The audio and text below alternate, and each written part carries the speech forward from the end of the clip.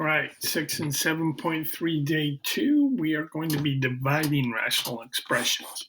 So to divide one rational expression by another, multiply the first rational expression by the reciprocal of the second one. So remember, that means we're going to flip over the second one and we are going to multiply, and we're going to have to do all of our other things. So the big key to remember on this here is if we look at the property, they're saying that A, B, C, and D be expressions. Again, on this one here, when it was multiplying, we just had to look at B and C being not equal to 0. But on this one here, again, we have to look at 3 of them. So B can't equal 0, and C can't equal 0, and D can't equal 0. So we're going to still do the same thing that we did with the other ones, except on this one here, we're going to have to be a little more patient. We're going to have to do a couple of things. Remember, if it's in the original and it's in the simplified version, we don't have to state it. So let's start with our example 5 here. So I have find the quotient 11x divided over 3x minus 9 divided by x squared minus 5x over x squared minus 8x plus 15. So again, we're going to multiply by the reciprocal. So I'm going to take our first one there and keep it the same. So I'm going to have 11x over 3x minus 9. And then I'm going to multiply by the reciprocal. So I'm going to have x squared minus 8x plus 15, and I'm going to put that over x squared minus 5x. And now we're going to do just like we did yesterday. We're going to go ahead and start factoring out stuff where we can and getting rid of stuff where we can. So 11x will stay the same. 3x minus 9, it looks like I can take out a 3 there. So if I do that, I'll have x minus 3. And then let's see on the other one. Again, if I take that, I'm going to have x. I'm going to have an x. Since this one here is positive, I look at that one there, it's negative, so that tells me that both of them are going to be negative. And let's see, factors of 15 that equal 8 would be 3 and 5. And then on the bottom one there, we can get rid of an x. We can factor out an x. And then I'll have x minus 5 left. So now that everything says multiply, now I can start getting rid of stuff. So if we look here, I have an x on the bottom, I have an x on the top, I can get rid of those. I have an x minus 3 on the top, I have an x minus 3 on the bottom, I can get rid of those.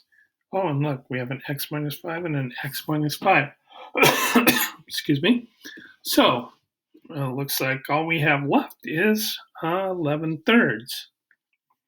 So when we simplified it, we'll have 11 thirds. So now remember, we have to go ahead and state our exclusions where x can't equal. So now remember, you have to look at this one here, and this one here. All right, because that's what they said. They said B can't equal 0, C can't equal 0, and D can't equal 0. So if we look at that, we can say that x cannot equal, I keep doing that every time I do that, x cannot equal, well, it can't equal 0, it can't equal positive 3, because this one right here or this one here tells us that it can't equal positive 3. And it can't equal, those two tells us that it can't equal 5. And that's our answer for that one. Okay.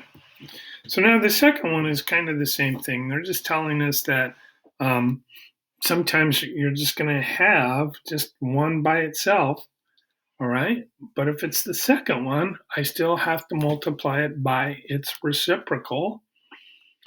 And the easiest way to do that is go ahead and take it and put it over 1. So once we do that, again, we keep the first one the same. So I'm going to have 6x squared plus 4x minus 2 over 5x squared. And then I'm going to have times 1 over 2x squared plus 2x. So now that I have that, people, I can go ahead and start getting rid of stuff and factoring out stuff. Well, let's see. On the top one there, right here, it looks like I can factor out a 2 at the beginning. So let's go ahead and factor out a 2. So when I factor out a 2 there, I'll have 3x squared plus 2x plus 1.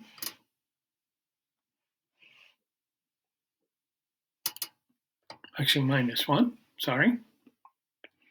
And then on the bottom there, I'll still have 5x squared. On the other one, I'll have 1 over, it looks like I can factor out a 2 and an x. And when I do that, I'll have x plus 1 left over. All right, so now, looks like as of right now, you can get rid of the 2 on the bottom and the 2 on the top.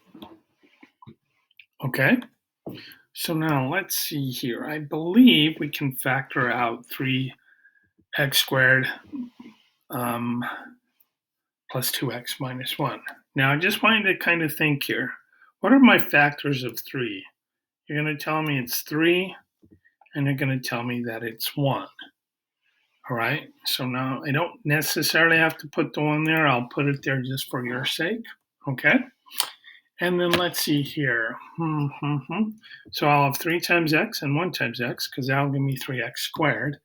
And again, I'm just showing you by convention. So again, that's negative there. So I know one has to be positive and one has to be negative.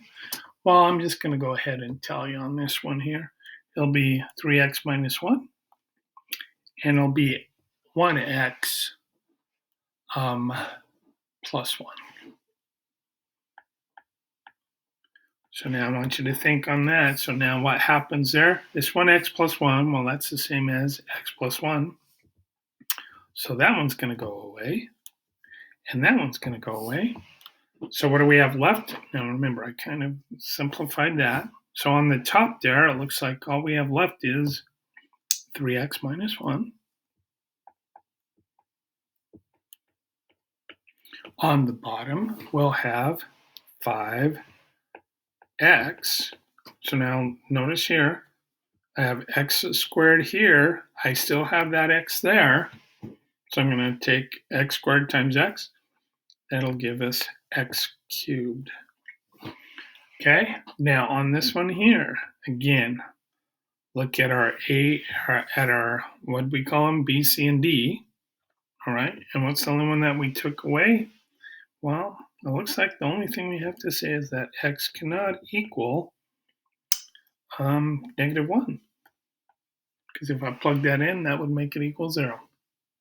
All right, so again, quotients, take the second one, flip it, that makes it the reciprocal, and then do just like you did yesterday. Pretty quick here. You should be able to finish this homework quickly too. Thank you. Have a nice evening, day, whenever you're watching this. Thanks.